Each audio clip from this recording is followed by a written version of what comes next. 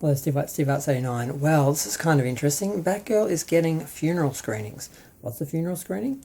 A funeral screening is apparently a screening when a film isn't going to be released, but they screen it for the people involved, the actors, the director, the writers, the agents, all those sort of people who are involved, all those people who actually want to see it released, to give them a chance to see it. It does seem to be a courtesy. It does seem nice, does seem considerate, but also a little bit cruel because they get to see something which is never going to be released, is never going to be seen by the public. It's a strange situation, which a lot of people are speculating about. Now, there was some talk of the directors trying to get the footage, because they're after the Snyder Cut. A lot of people are hopeful that dead films can live again, but he walked off the set with a 4-hour edit of the film, so he was able to use that. But apparently the filmmakers, I personally, if I was making a film, I would make sure I had a copy of it. I know about the Toy Story 2 story, for God's sakes. Just, okay, maybe you shouldn't, but just do it. Just have your own copy. But these guys didn't do that, and when they tried to get back onto the server after they found out it was cancelled, oh, shock horror, they were blocked and couldn't get to the footage. Well, of course. Now, apparently, and I don't understand how this works, the studio's using it as a write-down or write-off, a tax write-off or write-down or whatever. So they're going to make money out of not releasing it. I don't know how they make money. I don't know how they do this, but apparently, I don't know if they make enough money out of that to cover the budget, the $90 million, and the money they're going to lose by not releasing it, or if they just look at it as it will cost this much money to release it and finish it, and if we don't spend that, we save that, and if we get a tax write-off, we get some money back that we've already spent on it. So we not only not spend more on it, but we get some of the money back. I think that's the way it works, but apparently it's going to take them years to be paid. They're not going to get it in a lump sum or anything, and this makes it difficult for the film itself, because if someone later on, like say the next management at the studio wants to actually release it, they can't legally do it because they have signed certain contracts with the government so far as the write-off, as how it could be used or not used, not shown, not made money out of, not profited out of. So they would have to pay back the government the money that they've gotten.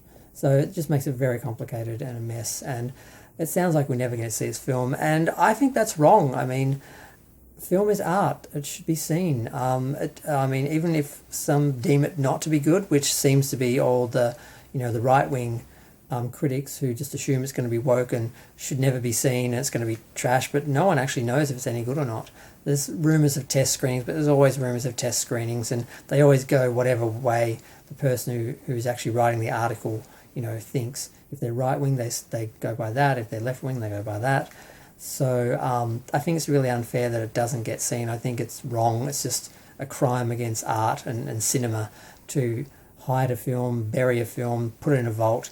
It's just wrong. Even if it's trash, it still should be seen. It's something that will be of merit, whether it's the actor, whether it's the performance, whether it's the costumes, whether it's the lighting, whether it's the effects, if they're finished. As far as I hear, it only had temp effects.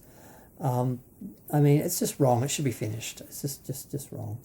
So just like whenever they do different versions of a film, I think they should finish the different versions. And they've done that with films. They've finished different versions of Star Trek: The Motion Picture. They've finished different versions of The Exorcist: The Beginning. They've finished different versions of Snyder Cut. There's a bunch of examples like this, where the other films, the extended versions, the director's versions, there are films where they reshot half a film and then people edit it back together. Halloween 6, there's 2 films basically with like 45 minutes different footage. These films have value, and I just think it's a crime that they don't get seen. I think this is a political thing. I think Zaslav, he doesn't just want to make money. He looks at making money through pandering to the right wing, and knowing that the general sort of audience, the middle America, doesn't want the kind of films that Hollywood likes to make, and a lot of people like to watch. But because I think they are in the minority, although I think the people who like those sort of films usually are more fans and more fanatical and do devote more money and time to sort of cinema than regular people.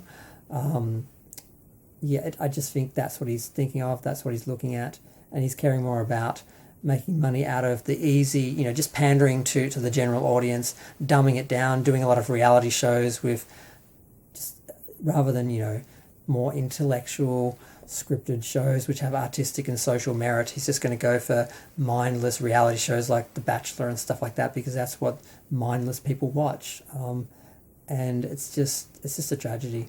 And I think this is happening. It's happening with I think CNN. They're trying to make that more centrist, which would be good if they weren't balancing alt-right stuff like Fox. So there'll be no one to counter that. So that seems political as well. So I really really suspicious of this guy and what his motivations are.